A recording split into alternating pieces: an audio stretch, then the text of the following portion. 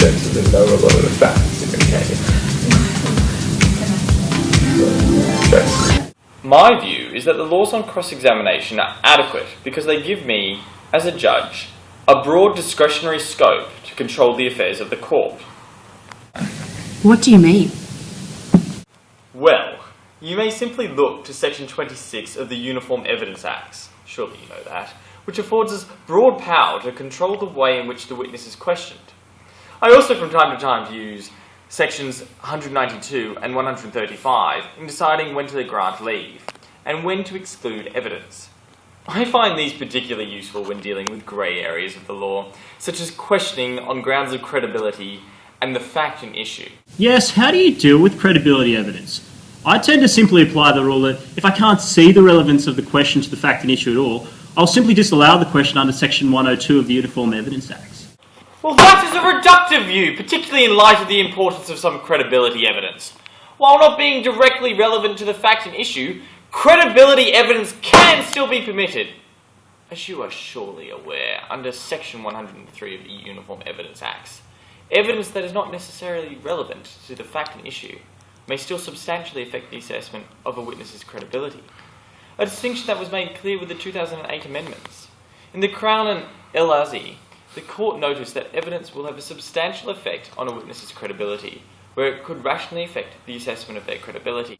I find that difficult to apply because it's ultimately a value judgment, and I often don't know when something is substantially probative in respect to credibility. Can you give me a few examples of credibility evidence that is substantially probative? Yes, of course. A good example is evidence of bias or a motive to lie. In the case of the Crown and Urig, it was held that evidence of this nature will almost inevitably have some substantial probative value in relation to credibility. In fact, I presided over a case just recently in which evidence of this nature was raised, and I used my judgment to allow the questions. In that case, the defendant was accused of bashing and then robbing two men on a Sydney train, before exiting the train and apparently attempting to avoid police. After getting off the train, the defendant made a call on a public phone to a third party, and also sent text messages to third parties, describing the event in a way that made him appear innocent. When you phoned your mother on the public phone, were you aware that the police may record and listen to that call for evidentiary purposes? It was a public phone. So you were aware that this may happen? It was a public phone. This is a yes or no question. Of course I knew they would probably use it. It was a public phone. The proceedings, and after, the defence counsel objected to this and similar lines of questioning, on the basis that they were repetitive and aggressive. While I am afforded the power to disallow questions of this nature under Section 41, it was clear from this admission and previous admissions that the defendant was clearly aware during the event in question that what he was saying would later be used as evidence. It provided a clear motive to fabricate an alibi, or at least indicate that the witness was susceptible to coaching. For this reason, I found it to be substantially probative, its probative value outweighing any potential prejudicial or confusing effect as per Section 135, and thus allowed it. There is a view that the intention behind Section 104, cross-examination of the accused on credibility grounds, was that the cross-examination only be allowed in exceptional circumstances.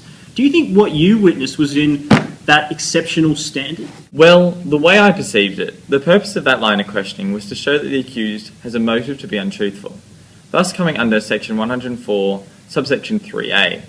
The fact that motive to be untruthful is explicitly mentioned in the Act, I believe, means that it came within the exceptional circumstances that the legislator intended Section 104 to apply to.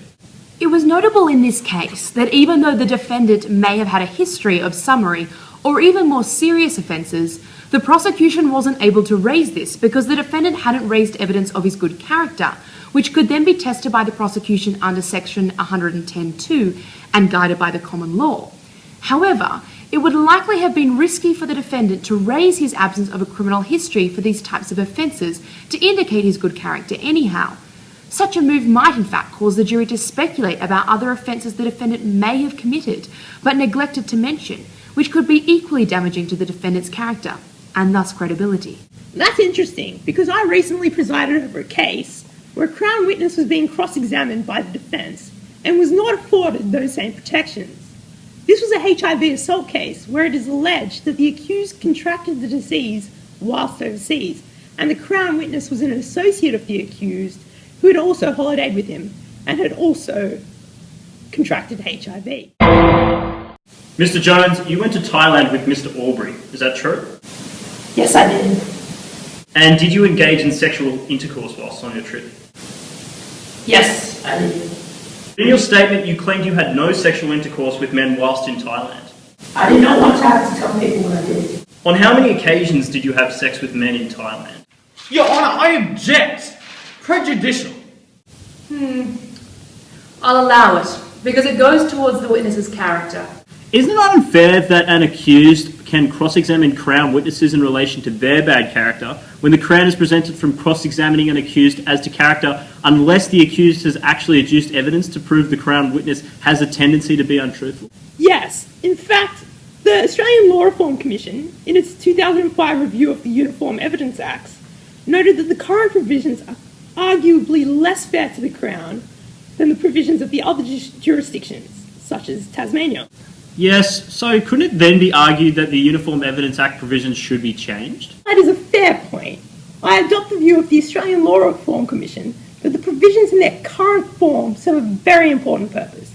Under this section, counsel for the accused may question the prosecution witnesses on credibility without losing their character shield. Essentially, it is an important provision to protect the rights of the accused.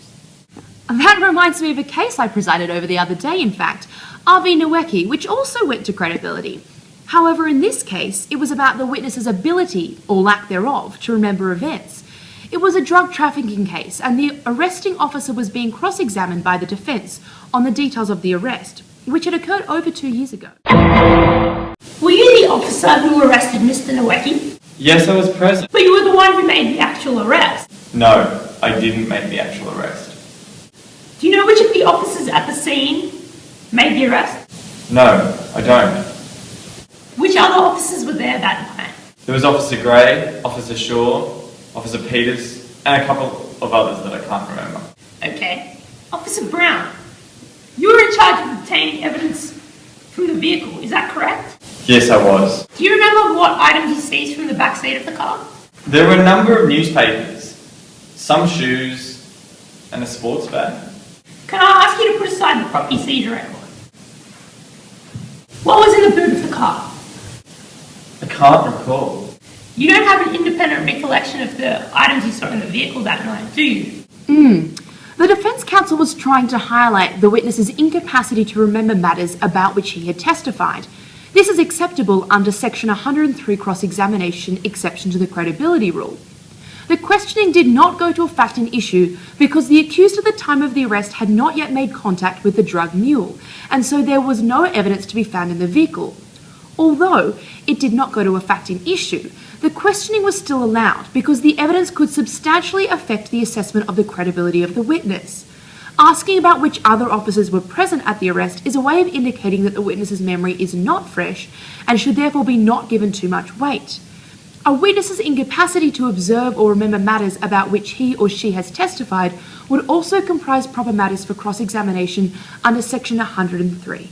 Do you ever think that the substantially affect assessment of the credibility of the witness test, as assigned by Section 103, is too high?